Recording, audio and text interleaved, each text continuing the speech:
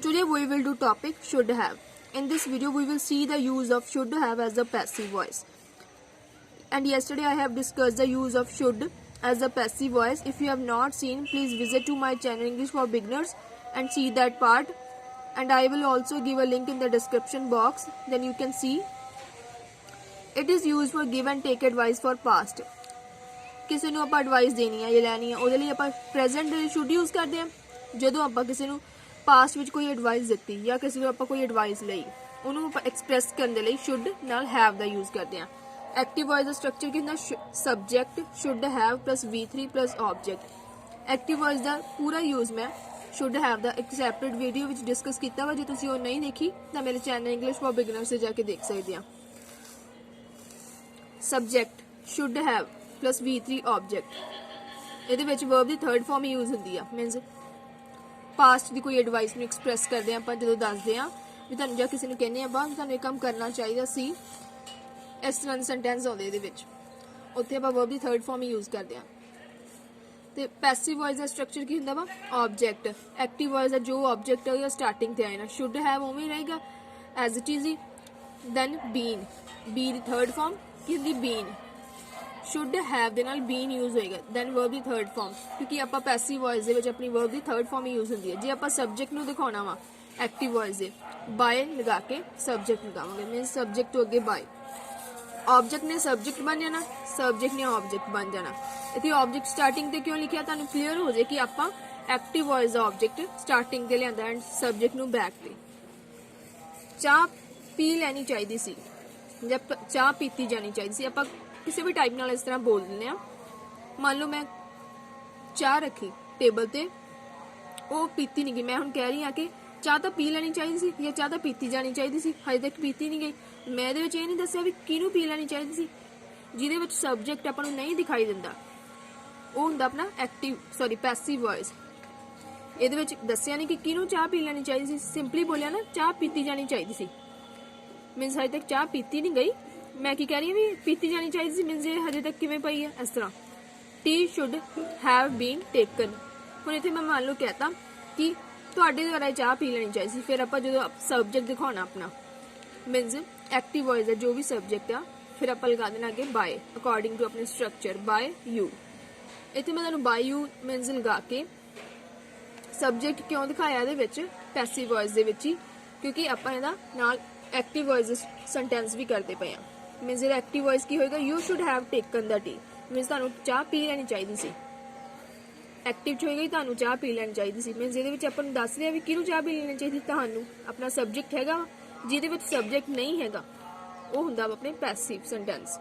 Books खरीदियां जानियां चाहिए सन, मीनस मान लो किसी ने एग्जाम देना, आपां ਉਹਦੇ एग्जाम बहुत ही मीनस नीयर आ गई, आप कहने बुक्स खरीदियां जानियां चाहिए सी, तो बुक्स ने किवें एग्जाम देगा मीनस कि उन्हें हजे खरीदियां नहीं, आप कि उन्होंने एडवाइस करें तेन बुक्स खरीद लैनियां चाहिए सी। ये आप ये नहीं कहते पे कि तुहानूं खरीद लैनियां चाहिए, सिंपली आप बोलिया कि बुक्स तो खरीदियां जानियां चाहिए सन।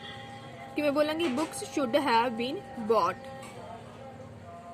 मान लो इत्थे आप कह रहे हैं कि उन्होंने खरीद लैनियां चाहिए सी, बाय हिम लगा देंगे, मीनस वो द्वारा बुक्स खरीदियां जानियां चाहिए सी। ये एक्टिव की होएगा he should have bought books, कि आप एक्टिव च भी थर्ड फॉर्म यूज करते हैं, पैसिव का थर्ड फॉर्म ही यूज होंगी है।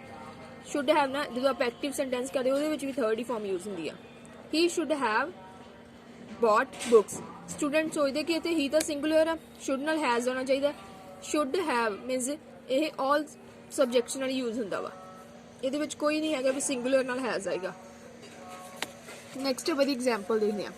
केक तैयार हो जाना चाहिए सी, the cake should have been परपेयर्ड।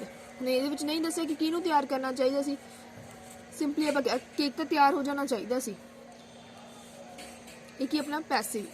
हुण आप इत्थे सबजैक्ट दिखा रहे हैं भी किने करना चाहिए सी, किहनूं तैयार करना चाहिए बाय हर, ਉਹਦੇ द्वारा। ਇਹਦਾ एक्टिव की होएगा she should have prepared the cake, भी ਉਹਨੂੰ केक तैयार कर देना चाहिए सी। एक ही ਇਹਦਾ एक्टिव आ, ਜਿਹਦੇ ਵਿੱਚ ਸਬਜੈਕਟ ਆਪਾਂ ਨੂੰ ਸਟਾਰਟਿੰਗ ਤੇ ਦਿਖਾਈ ਦੇ ਰਿਹਾ ਉਹ ਕੀ ਆਪਣਾ ਐਕਟਿਵ ਆ, ਜਿਹਦੇ ਵਿੱਚ ਸਬਜੈਕਟ ਆਪਾਂ ਨੂੰ ਨਹੀਂ ਦਿਖਾਈ ਦੇ ਰਿਹਾ ਉਹ ਆਪਣਾ ਹੈਗਾ ਪੈਸਿਵ। ਇੱਥੇ ਵੀ ਆਪਣਾ ਸੈਂਟੈਂਸ ਕੰਪਲੀਟ ਹੈ ਜੇ ਆਪਾਂ ਆਪਣਾ ਸਬਜੈਕਟ ਨਹੀਂ ਦਿਖਾਉਣਾ। ਇਹ ਕਮਰਾ ਸਜਾਇਆ ਜਾਣਾ ਚਾਹੀਦਾ ਸੀ, मीनस कोई कमरा मान लो वो सजाया नहीं गया, आप कह रहे हैं कि ये कमरा सजाया जाना चाहिए सी, मीनस सजिया क्यों नहीं इस तरह।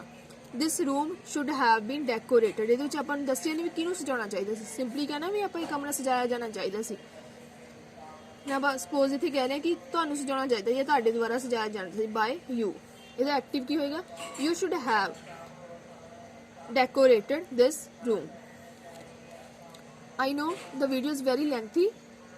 Please don't skip video in the mid.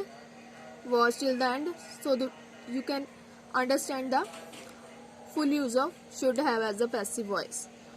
Negative the structure की active the subject should not have. Students सोचते कि not अगे लगेगा या पीछे लगेगा, means should they have the center च not लगेगा, then V3 object. Passive the उवी ऑब्जेक्ट अगे आ जाएगा, should not have been, should have the centres not, then been V3 subject दिखाने बाय आप लगा के देन सब्जेक्ट। हम आप एग्जाम्पल्स देख लेने।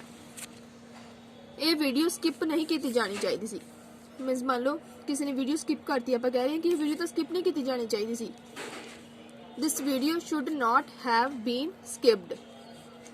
आप एक्टिव नाल कर रहे हैं इसलिए आप इतने बाय लगा के मीन सब्जेक्ट दिखा रहे हैं बाय यू।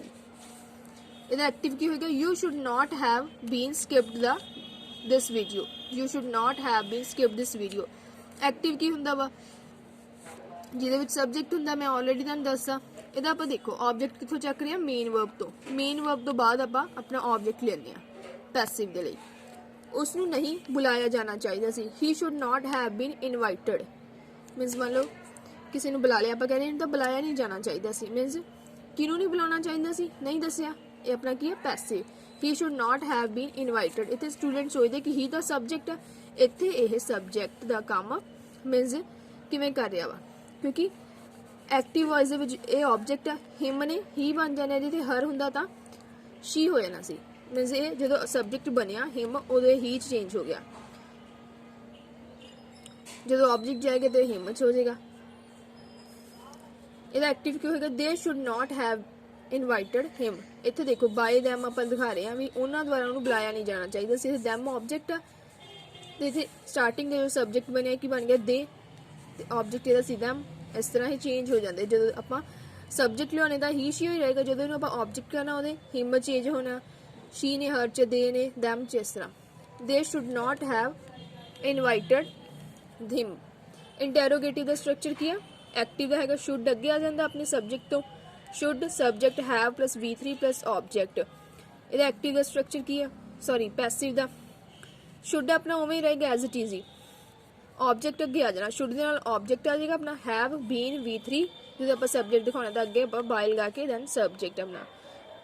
कि उसनों कुटिया जाना चाहिए सी, मीनस मान लो किसी ने कुटिया जा चुके, आप कह रहे हैं कि कुटिया जाना चाहिए सी, मीनस तुसीं कुत्ते नूं कुटना चाहिए सी, इस तरह। शुड ही हैव बीन बिटन, आप सब्जेक्ट दिखा रहे हैं बाय यू लगा के। ਇਹਦਾ ਐਕਟਿਵ ਕੀ ਹੋਏਗਾ?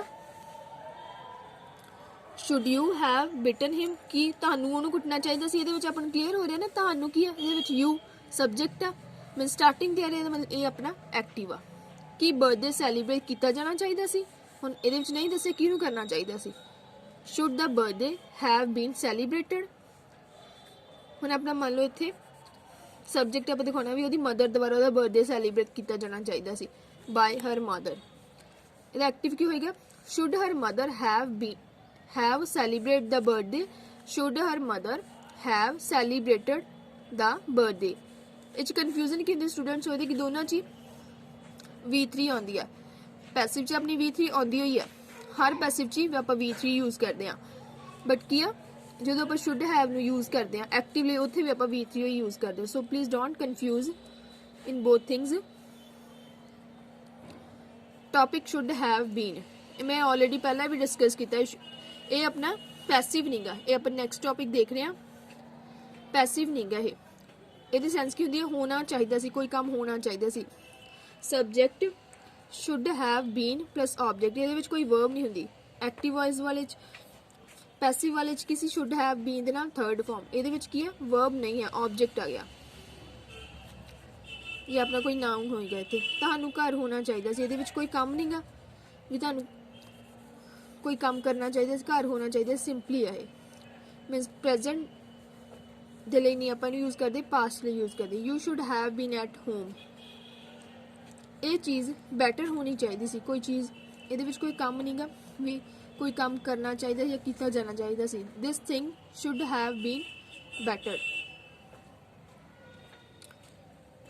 ਆਈ ਹੋਪ ਤੁਹਾਨੂੰ ਕਲੀਅਰ ਹੋ ਗਿਆ ਹੋਊਗਾ। ਸ਼ੁੱਡ ਹੈਵ ਦਾ use and should have been ਨੂੰ ਸੈਪਰੇਟਲੀ ਆਪਾਂ ਕਿਵੇਂ ਯੂਜ਼ ਕਰਦੇ ਜਿਹਦੇ ਵਿੱਚ ਵਰਬ ਕੋਈ ਨਹੀਂ ਹੁੰਦੀ। If you have any kind of problem, then you can ask me through comments. Thanks for watching my video. Please subscribe and share my channel with your friends and family. Thanks.